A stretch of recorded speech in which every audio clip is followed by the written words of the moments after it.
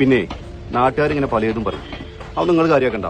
ഞാൻ ഈ യൂട്യൂബ് നമ്മളിവിടെ തന്നെ ഉണ്ട്. ഞാൻ ഈ പരിപാടിയൊക്കെ നിർത്തി പെർഫ്യൂമിന്റെ പരിപാടിയൊക്കെ തുടങ്ങിയോ. അപ്പൊ ബിസിനസ്സൊക്കെ അല്ലേ, യൂട്യൂബ് ഒന്നും ഇനി വേണ്ടല്ലോ.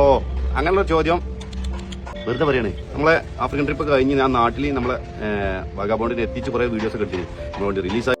സോനാഗച്ച് കൊൽക്കത്തയിലെ റെഡ് ലൈറ്റ് ഏരിയ ആണ്. ഇവിടെ ഭയങ്കര ഡേഞ്ചറാണ് ഇതിൽ വരല്. ഭയങ്കര ഡേഞ്ചർ പറഞ്ഞിട്ടാണെങ്കിൽ മുന്നൊരു വട്ടം ഇവിടെ വന്ന് വ്ളോഗ് ചെയ്യാൻ ശ്രമിച്ചു, നടന്നിട്ടില്ല. അപ്പോൾ ഡേഞ്ചർ ആയിട്ടുള്ള ഈ സ്ഥലത്ത് വെച്ച് ദിൽഷാദിനെ കാണാതായിട്ടുണ്ടോ എന്നുള്ളൊരു ഡൗട്ട് ഉണ്ട്. കാരണം ഈ വീഡിയോ ആണ് ദിൽഷാദിന്റെ യാത്ര ടുഡേ എന്ന ചാനൽ അവസാനമായിട്ട് പോസ്റ്റ് ചെയ്തത്. അതായത് കൃത്യമായി പറയുകയാണെങ്കിൽ ഇന്നേക്ക് 6 ദിവസം മുമ്പാണ് ഇത് പോസ്റ്റ് ചെയ്തത്. അതിന്റെ തൊട്ടടുത്ത ദിവസം, അതായത് ഇന്നേക്ക് 5 ദിവസം മുമ്പാണ് ദിൽഷാദിന്റെ ഇൻസ്റ്റഗ്രാമിൽ ക്വിറ്റ് എന്ന ഒരു പോസ്റ്റ് വന്നത്. ഹായ് ഫ്രണ്ട്സ്, അപ്പോൾ എല്ലാവർക്കും നമസ്കാരം. നമ്മൾ കുറച്ച് ദിവസമായിട്ട് സോഷ്യൽ മീഡിയയിൽ ചർച്ച ചെയ്യുന്ന ഒരു കാര്യമാണല്ലേ, എല്ലാവരും പ്രാർത്ഥനയോടെയും ആശങ്കയോടെയും കാത്തിരിക്കുന്ന ഒരു വിഷയമാണ് നമ്മുടെ യാത്രക്കിടയിൽ അപ്രതീക്ഷിതമായിട്ട് കാണാതായ നമ്മുടെ പ്രിയ സുഹൃത്തും ദിൽഷാദിന്റെ വിഷയം എന്ന് പറയുന്നത്. ഇവിടെ ദിൽഷാദിനെ കണ്ടെത്താൻ പോലീസും കുടുംബവും ഒരു വശത്ത് വലിയ തിരച്ചിൽ നടക്കുമ്പോൾ ഈ വിഷയത്തിൽ വളരെ സജീവമായിട്ട് ഇടപെട്ട ഒരാളായിരുന്നു ഷിഹാബ് ചോറ്റൂർ എന്ന് പറയുന്ന ആൾ. അദ്ദേഹം ഇപ്പോൾ അപ്രതീക്ഷിതമായിട്ട് ഒരു തീരുമാനത്തിലേക്ക് വന്നിരിക്കുകയാണ്. അതിനുള്ള കാരണം ഈ ഒരു സോഷ്യൽ മീഡിയ തന്നെയാണ് കേട്ടോ. എന്തായാലും ഈ ഒരു വിഷയവുമായി ബന്ധപ്പെട്ട് ഒരു അപ്ഡേഷനും സോഷ്യൽ മീഡിയ വഴി നൽകില്ല എന്ന് അദ്ദേഹം വ്യക്തമായിട്ട് പറഞ്ഞിരിക്കുകയാണ്. സത്യത്തിൽ എന്താണ് ഇങ്ങനെ ഒരു തീരുമാനത്തിലേക്ക് ഷിഹാബ് എത്താനുള്ള കാരണം എന്ന് നിങ്ങൾക്ക് അറിയാമോ? അവിടെയാണ് ശരിക്കും എന്താണ് യഥാർത്ഥത്തിൽ സംഭവിച്ചത് എന്നുള്ള കാര്യം നമുക്ക് വിശദമായിട്ട് തന്നെ നോക്കാം. നമുക്ക് കാര്യങ്ങളിലേക്ക് പോകുന്നതിന് മുൻപ് തന്നെ ആദ്യം ആരാണ് ദിൽഷാദിന് എന്താണ് സംഭവിച്ചത് എന്നുള്ള കാര്യം കുറച്ചു പേർക്കെങ്കിലും അറിയാത്തവരുണ്ടായിരുന്നു. അപ്പൊ അവർക്ക് വേണ്ടിയിട്ടൊന്ന് പറയണം. അതായത് യാത്ര ടുഡേ എന്ന യൂട്യൂബ് ചാനലിലൂടെ എല്ലാവർക്കും പ്രിയങ്കരനായിട്ടുള്ള ഒരു മലപ്പുറം ചേലാമ്പ്ര സ്വദേശിയാണ് ഈ ദിൽഷാദ് എന്ന് പറയുന്ന ആളും. അസമിലേക്കുള്ള യാത്രക്കിടയിലാണ് പെട്ടെന്ന് അദ്ദേഹത്തെ കുറിച്ച് ഒരു വിവരവും ഇല്ലാതാകുന്നത്. ദിൽഷാദുമായി ബന്ധപ്പെടാൻ കഴിയാതെ വന്നതോടെയാണ് ഈ ഒരു കുടുംബം തേഞ്ഞിപ്പാലം പോലീസിന് പരാതി നൽകിയത്. എന്തായാലും ഈ ഒരു സംഭവത്തിൽ ഏറ്റവും ദുരൂഹതയും ആശങ്കയും ഉണ്ടാക്കുന്നത് അദ്ദേഹത്തിന്റെ സോഷ്യൽ മീഡിയ അക്കൗണ്ടിൽ വന്ന ഒരു സന്ദേശമാണ്. അതായത് ഐ എം ക്വിറ്റ് എന്ന ഒരു പോസ്റ്റ് പങ്കുവച്ചതിന് പിന്നാലെയാണ് അദ്ദേഹത്തിന് ഈ ഒരു ഫോൺ സ്വിച്ച് ഓഫ് ആകുന്നത് കേട്ടോ. ശരിക്കും ഈ ഒരു കാര്യം വന്നപ്പോഴാണ് ഈ ഒരു ഐ എം ക്വിറ്റും എന്ന് പറഞ്ഞതിന് ശേഷം ആ ഫോൺ സ്വിച്ച് ഓഫ് ആയതിനു ശേഷമാണ് കുടുംബത്തെയും അതുപോലെ തന്നെ സുഹൃത്തുക്കളെ ഒരുപോലെ ഭയപ്പെടുത്തിയിരുന്നു. ദിൽഷാദ് ചെയ്തിരുന്ന വീഡിയോയിൽ ഒരു വളരെ ഡേഞ്ചറസ് ആയിട്ടുള്ള ഒരു വീഡിയോ ഉണ്ട്. നമുക്ക് ആദ്യം ഒരു വീഡിയോയിലേക്ക് ഒന്ന് പോകാം.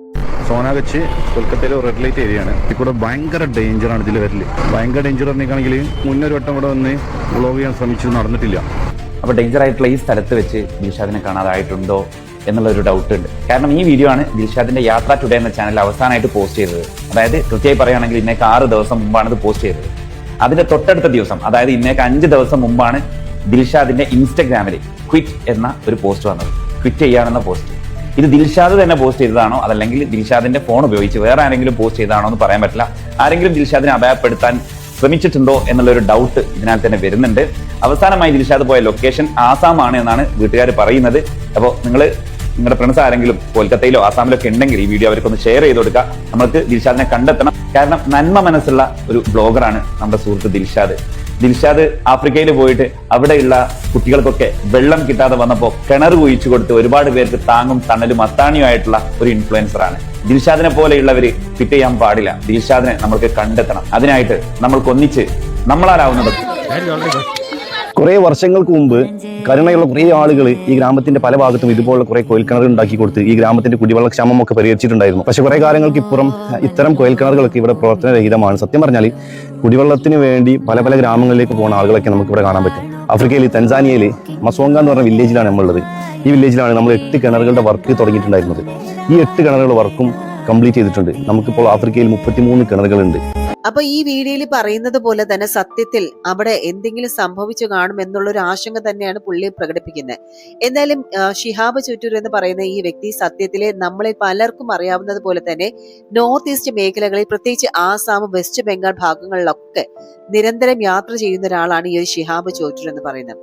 അതുകൊണ്ട് തന്നെ അവിടുത്തെ നാടുകളിലും ആളുകളിലും ഒക്കെ അദ്ദേഹത്തിന് നല്ലൊരു നെറ്റ്വർക്കിംഗ് സൗഹൃദങ്ങളൊക്കെ ഉണ്ട്. ആ ഒരു ബന്ധം വെച്ച് തന്നെ കാണാതെ ദിൽഷാദിനെ കണ്ടെത്താൻ എന്തെങ്കിലും ഒരു സഹായം ചെയ്യാം എന്നൊരു നല്ല ഒരു ഉദ്ദേശത്തോടു കൂടിയാണ് അദ്ദേഹം ഇതിലേക്ക് വരുന്നത്. കഴിഞ്ഞ ദിവസം അദ്ദേഹം പങ്കുവച്ച വിവരങ്ങൾ അനുസരിച്ച് ഈ കേസിൽ വളരെ നിർണായകമായിട്ടുള്ള ഒരു കാര്യവും സംഭവിച്ചിട്ടുണ്ടായിരുന്നു.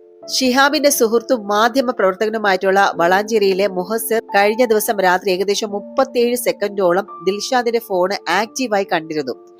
പെട്ടെന്ന് തന്നെ അദ്ദേഹം ഈ ഒരു വിവരം തേഞ്ഞിപ്പാലം പോലീസിൽ അറിയിക്കുകയും ചെയ്തിരുന്നു. എന്നാലും ദിൽഷാദിന്റെ ഫോണ് 37 സെക്കൻഡ് ആക്റ്റീവ് ആയിരുന്നു എന്ന് പറയുമ്പോൾ വളരെ പോസിറ്റീവ് ആയിട്ടുള്ള ഒരു ഇൻഫർമേഷൻ തന്നെയായിരുന്നു.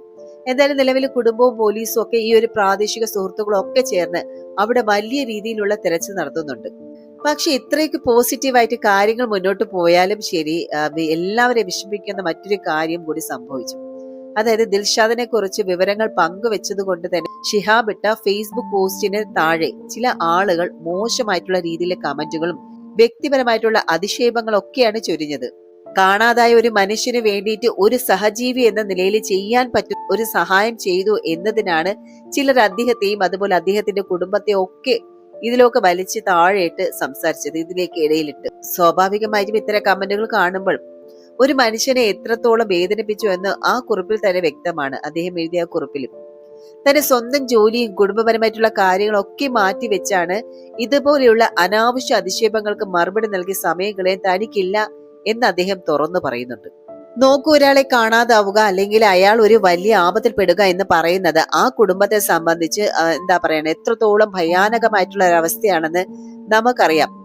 അത്തരമൊരു സമയത്ത് തനിക്കുള്ള സൗഹൃദങ്ങളും ബന്ധങ്ങളൊക്കെ ഉപയോഗിച്ച് അവരെ സഹായിക്കാൻ ഒരാൾ മുന്നോട്ട് വരുമ്പോൾ, അതിപ്പോ ഷിഹാബ് ചോറ്റൂരാവട്ടെ അല്ലെങ്കിൽ മറ്റേതെങ്കിലും ഒരു വ്യക്തി ആയിക്കോട്ടെ, ആ ഒരു നല്ല മനസ്സിൽ നമ്മൾ ആദ്യം സ്വാഗതം ചെയ്യുകയാണ് വേണ്ടത്. പക്ഷെ എന്താണ് നമ്മുടെ സോഷ്യൽ മീഡിയയിൽ സംഭവിക്കുന്നത്?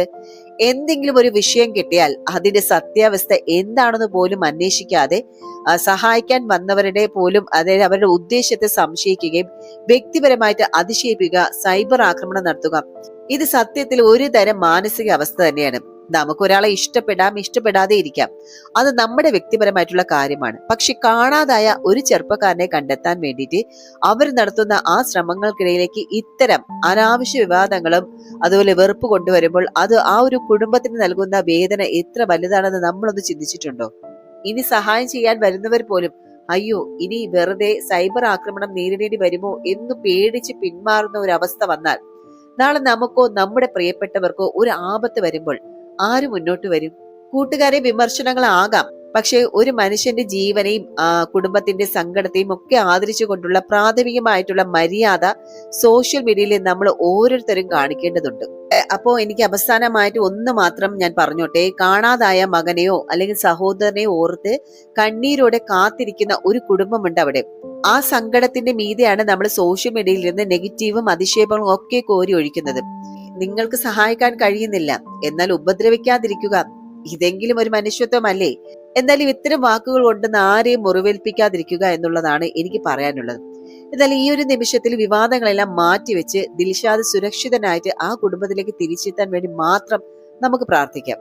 അപ്പൊ കൂട്ടുകാരെ, വീഡിയോയെ കുറിച്ചുള്ള നിങ്ങളുടെ അഭിപ്രായങ്ങൾ താഴെ പങ്കുവെക്കുമല്ലോ. കൂടുതൽ അപ്ഡേഷനുകൾക്കായി ചാനൽ സബ്സ്ക്രൈബ് ചെയ്യുക. നന്ദി, നമസ്കാരം.